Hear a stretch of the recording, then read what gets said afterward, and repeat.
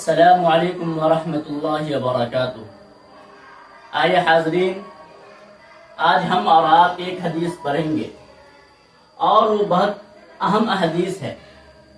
نبی کریم صلی اللہ علیہ وسلم نے ارشاد فرمایا، ایک مومن دوسرے مومن کے لیے آئینہ ہے۔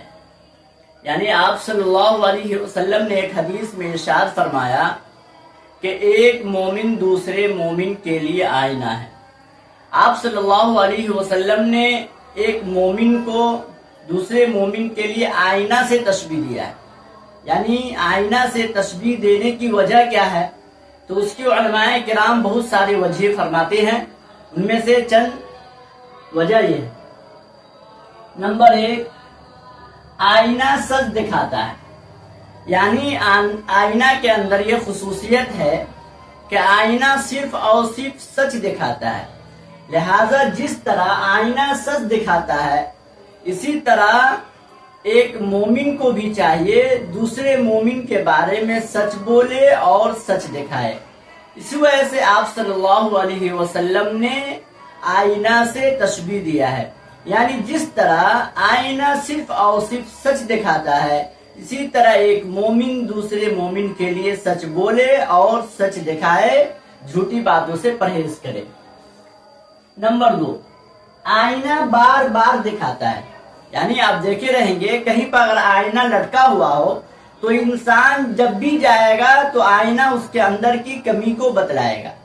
لہذا اسی طرح جب ایک مومن دوسرے مومن کے اندر کوئی کمی اور کوتاہی دیکھے تو جب بھی دیکھے وہ بھی بتلائے، بار بار اگر دیکھے تو بار بار بتلائے۔ جس طرح آئینہ بار بار کمی اور کوتاہی بتانے سے نہیں تھکتا ہے، اسی طرح ایک مومن کو چاہیے کہ دوسرے مومن کے اندر عیب دیکھے تو اسے بار بار آگاہ کرے۔ یہ دوسری خصوصیت ہے آئینہ سے تشبیہ دینے کی وجہ۔ نمبر 3، آئینہ عیب کو دوسرے سے بیان نہیں کرتا۔ یعنی آئینہ کے اندر ایک خصوصیت یہ بھی ہے کہ آئینہ کہیں پر اگر لٹکا ہو اور آپ جائیں گے تو آپ کے اندر کی جو کمی اور کوتاہی ہے وہ بتلائے گا، اور وہ کمی اور کوتاہی کو دوسرے شخص سے پھیلائے گا نہیں، دوسرے شخص کے پاس پہنچائے گا نہیں۔ یعنی اگر کہیں پر آئینہ لٹکا ہوا ہے، ایک شخص گیا اور وہاں جا کر اپنی شکل کو دیکھا اور آئینہ نے اس کے اندر کمی اور کوتاہی کو بتلایا، وہ شخص جانے کے بعد دوسرا شخص اسی آئینہ کے پاس آیا اور اس کو بھی آئینہ نے کمی اور کوتاہی بتلایا، تو لہذا پہلے والے شخص کے اندر جو کمی اور کوتاہی ہوئی تھی یا رہتی ہے، وہ کمی اور کوتاہی کو دوسرے شخص سے آئینہ بیان نہیں کرتا ہے۔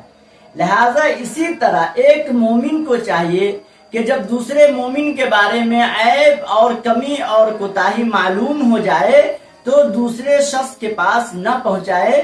جس طرح یہ آئینے کے اندر خصوصیت ہے، اسی طرح مسلمانوں کے اندر اور مومنوں کے اندر بھی یہ خصوصیت ہونی چاہیے کہ دوسرے مومن کی جو عیب ہے وہ دوسرے کے پاس نہ پہنچائے۔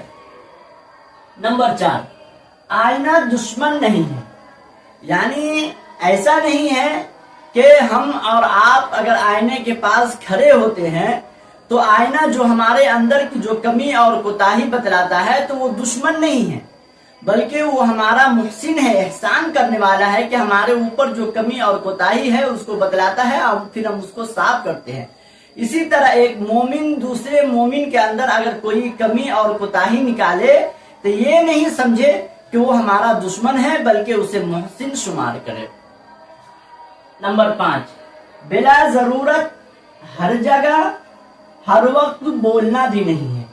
یعنی ایسا نہ ہو کہ ایک شخص دوسرے شخص کے پیچھے پڑ جائے اور اسے ہر جگہ اور ہر وقت بولتا رہے کہ تمہارے اندر یہ کمی ہے اور کوتاہی ہے۔ لہذا اس طرح نہیں کرنا ہے، بلکہ آئینے کی طرح بننا ہے۔ آئینے سے تشبیہ دینے کی وجہ یہ ہے کہ آئینہ ایک ہی جگہ پہ رہتا ہے اور ایک ہی جگہ پر رہ کر جو شخص اس کے پاس جاتا ہے اور جانے کے بعد اپنا چہرہ کو دیکھتا ہے، اس کے بعد آئینہ اس کے اندر کمی اور کوتاہی کو بتلاتا ہے۔ ایسا نہیں ہے کہ آئینہ روڈ چل رہا ہے مسافر، اس کے اوپر جا کر وہ اپنی شکل دکھاتا ہے اور بتلاتا ہے کہ تمہارے اندر ایسی ایسی کمی ہے، یہ نہیں، بلکہ وہ دیکھنے والا شخص خود ہی جا کر آئینے کے پاس جاتا ہے اور اپنی شکل کو دیکھتا ہے، اس کے بعد آئینہ اس کے اندر کمی اور کوتاہی کو بتلاتا ہے۔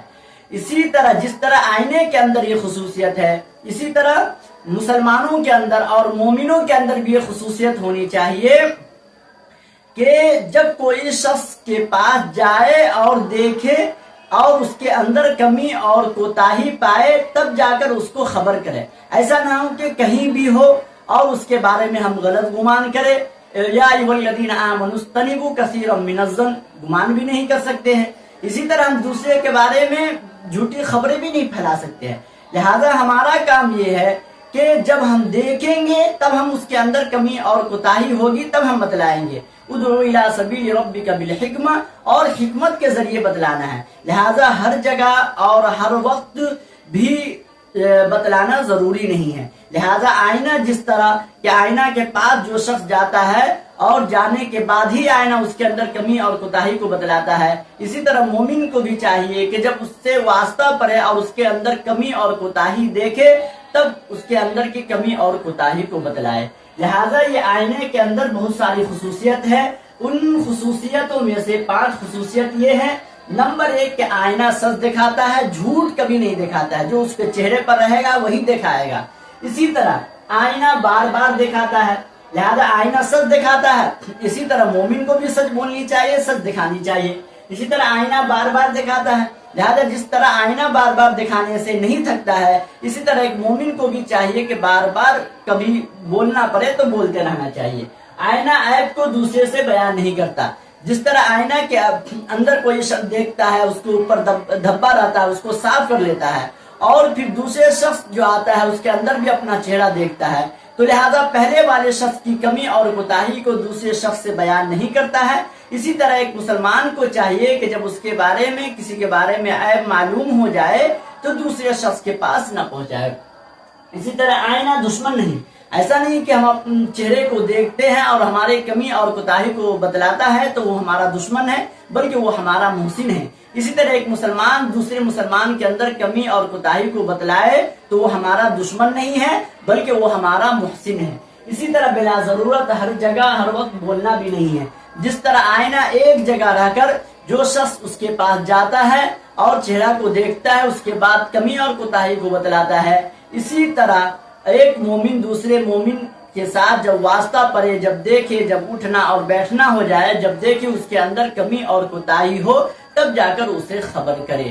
لہذا ان تمام خصوصیت آئینے کے اندر ہے۔ اسی وجہ سے آپ صلی اللہ علیہ وسلم نے حدیث میں فرمایا کہ ایک مومن دوسرے مومن کے لیے آئینہ ہے۔ اللہ تبارک و تعالی ہم سب کو کہنے سننے سے زیادہ عمل کی توفیق عطا فرمائے۔ واللہ اعلم بالصواب۔